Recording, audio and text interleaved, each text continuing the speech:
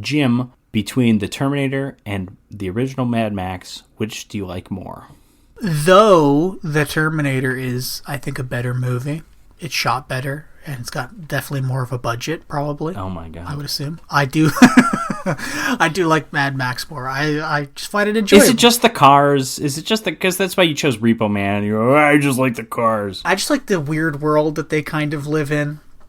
But we were talking about how we don't like the weird world. I don't like the carnival-esque people. Guys. I don't like any of that. But I like, the idea of living on a beach and getting to drive a cool car and intercept baddies and stuff like that. Listen, you're not wrong for preferring Mad Max. I just think you have kind of dumb reasons. You have dumb reasons because you're going to pick the Terminator. But that's a famous movie that's been rehashed a million times. And Mad Max, you can't blame the Terminator special. For that. Mad Max has been rehashed 1,000 times. You ever seen 2020 Texas Gladiator? Yeah, but that's all that's all been rehashed by shitty directors and shitty people. I think Mad Max is something that's kind of special, and it's an interesting thing. Hang on. Are you forgetting that someone named Mick G made Terminator Salvation? Okay, the Terminator has been rehashed by shitty directors and shitty people, okay? I don't remember who directed Terminator 3, but I'm sure he's a terrible person. Listen, you know what? And here's the thing, man. I like the Terminator. I like Arnie. I like the idea of the Terminator. I like all the 80s LA stuff. I like the cops. They're all kind of fun characters. I obviously like the cars in that movie. But there's just something about Mad Max and driving around a post-apocalyptic-esque Australia. I don't know. It's just really cool. I think it's a really cool thing. All the leather daddies are cool. But no, I just think it's cool. I like aspects of the world. Whereas Terminator, it's nothing. The world isn't too special to me. It's just the world. You know what I mean? You know what my favorite thing about the world in Mad Max was? That awesome sci-fi motorcycle that had a 2-seater, a sidecar that had a little a Jetsons thing that went over it. That was pretty cool. Well, anyways, I know you're going to pick the Terminator, so tell me why you're picking the Terminator. Because it's better? I don't know. I mean, listen, Mad Max is a fine film. The Terminator, I think, is better. I think there's more aspects in the Terminator that I like. I love the writing. I love the structure of the screenplay. Most of the effects are pretty awesome. We mentioned the ones we didn't. And, Mad Max isn't a movie with big effects. It's a stunt movie. Terminator has great stunts, too. Maybe not as good as Mad Max, but when you get a flaming Arnold jumping through a windshield, that's pretty cool. I will say, it's possible Mad Max has the best scene of the double feature where Max is on the ground reaching for his shotgun as people run over his arm and then he has to shoot Bubba Zanetti as he charges them. That's awesome. That's so cool. Or even the motorcycle crash into the front of the semi. Well, you get that goofy shot though. Oh, that's true. Okay. No, but I do just love the Terminator. It's such an awesome plot. It's not complicated, but it's enough to be interesting, to elevate it above just a fun action movie. It doesn't necessarily make you think, but it engages you beyond just the action. Yes, I totally agree with that. The love story is even surprisingly good. The villain is amazing. Kyle Reese is pretty cool hero, and then when it's kind of neat to see Sarah Connor, who's just this kind of down on her luck waitress, end up becoming a hero, and it feels believable all the way through. But I agree with you. The Terminator is a superior film in writing, directing, composition, whatever you want to call it. Even score, it's got one of the most famous scores of the last 40 years. Probably it's that stupid Terminator. Da-dum, dum, da-dum. I mean, you say that it's not really the score though. It's just that theme. You're right. It's just that theme. Whatever. So Jim, how do you think this stacks up as a drive-in double feature? I think it actually works pretty well because you have two movies. Though you said Mad Max is a revenge movie, you have two what I would like to call pursuer movies. The Terminator, you've got this machine man pursuing these characters throughout the whole entire thing. And then Mad Max, you have kind of a back and forth of the police pursuing these crazy carnival-esque people and then these crazy carnival people pursuing the police. You know what I would do if we made this a triple feature? What? Throw in Oxford Blues, a movie where where Rob Lowe fakes his grades to get into Oxford so he can stalk a woman and eventually date her, and it's played like a romantic comedy, not a horror movie. It's really disturbing. It's one of the most disturbing, and that's from the mid-'80s era of, like, 16 Candles. There's a lot of problematic stuff in all those movies, and this is the creepiest one of them. But yeah, creepier than The Terminator, more disturbing than Mad Max. And a Pursuer movie.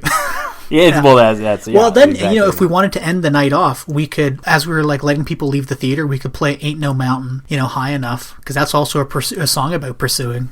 Every Breath You Take by the Police. Yeah.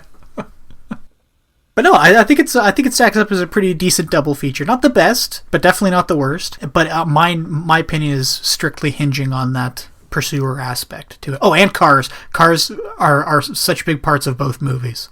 Listen, cars are going to be involved in almost every movie we Okay, listen, don't cut me down on this. We're not doing a lot of movies set, hell, there are cars in Braveheart. Okay, if you look close enough, you see them in the background.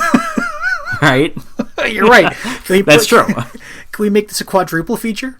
Listen, Jim, I agree. It's a good double feature. I think it's even better than you're giving it credit for.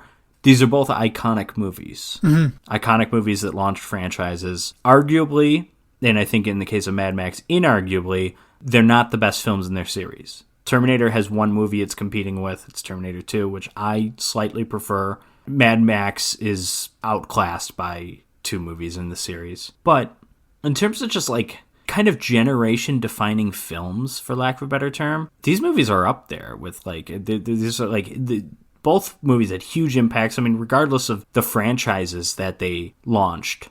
The Terminator, Arnold was just that guy in Conan, and then suddenly he's the biggest movie star in the world. Yes, yeah. Mel Gibson, the world still won't forgive Mad Max for the what fame that movie launched. I mean, there's no Lethal Weapon, there's no Braveheart, there's no What Women Want without Mel Gibson. There's no The Passion of the Christ. Without Mad Max, I should say. Yeah, there's no Passion of the Christ, there's no Apocalypto, which no one cares about. I also like both these movies pretty low budget, but obviously like more so than like B movies, low budget with a really good filmmaker. Think of my example is like will always be like the original Halloween or the original Night of the Living Dead or something. They're super low budget, but you can see how talented the director was. And I think these movies are a bit like that. They're bigger budget than both of those movies, or at least the Terminator is. Yeah. There's no surprising that James Cameron went on to be James Cameron after the Terminator. And then George Miller, he went on to do bigger and better things even within the Mad Max series. But, he made a couple of pretty awesome Babe movies. And he did these other things. The Witches of Eastwick. I don't know if that's any good, but... Well, he certainly made a name for himself with Mad Max. He also directed one of the movies from the Twilight... one of the segments from the Twilight Zone movies, which John Landis, of course, killed people on the set. Okay. Well, also, too, both of these movies also launched shitty copycat movies the world over in, like, every culture. Oh, yeah, and that's definitely true. I mean, more so, the Terminator definitely has its, what's that movie with Daniel Bernhardt, where he travels in time to defeat dinosaurs as they're trying to kill people in modern-day L.A. There's that movie. That's Future War. That's a Terminator knockoff. Trancers is kind of a Terminator knockoff. Comes out the same year as the Terminator, so maybe it wasn't really a knockoff. But hey, I love Trancers. Trancers 2, of course, is the godfather of Trancers films. God damn it, McNulty. The next time someone hands you an exploding ham, I'm going to pass the mustard. And then Mad Max, obviously, a lot of stuff, a lot of Italian stuff. Revelation Road is like a trilogy of Christian Mad Max movies that came out. It's the same company that made Beckman, which is the Christian John Wick, which I actually really liked. I was surprised at how good it was, so maybe the Revelation Road movies are okay. It's the same star. There's also, these movies are both, you and I are younger than the people that these would have appealed to when they first came out. Obviously, we weren't born for either films, but there's an entire generation of men that these movies helped define. 100%. Yeah, I agree with you. It's the Terminator. It's Mad Max. Maybe the Road Warrior more than Mad Max. It's maybe Indiana Jones. And then maybe into Die Hard. Maybe you can go as late as Die Hard. And that, like, generation of action movies that it defined a generation. It truly did. And there's probably a handful of movies that I could throw in there. Maybe Lethal Weapon. Yeah, you could probably put that in there. Maybe Deathstalker. Okay. Well, maybe not that one, but... So I think if you want to just sit down and watch a masculine movie or a masculine double feature, this is a great one. Because they're both good movies. You know, because there's a lot of, like, man movies that, like, you sit down and you watch them, and then it's like, it's not actually that good. Like, that's how I feel about Scarface. Yeah, I actually agree with you on that one. Yeah, but these are good. So yeah, that's my thoughts. It's our most masculine double feature to date. It's also probably the one where I think both movies could genuinely be considered classics. I think that's kind of a rarity for us. Sometimes we do one movie's a classic and then the other movie's spookies or something like that. You know? Okay, listen, stop shitting all over spookies. No, and I think not even could be considered classics. I think both of these movies are genuine bona fide classics. Right.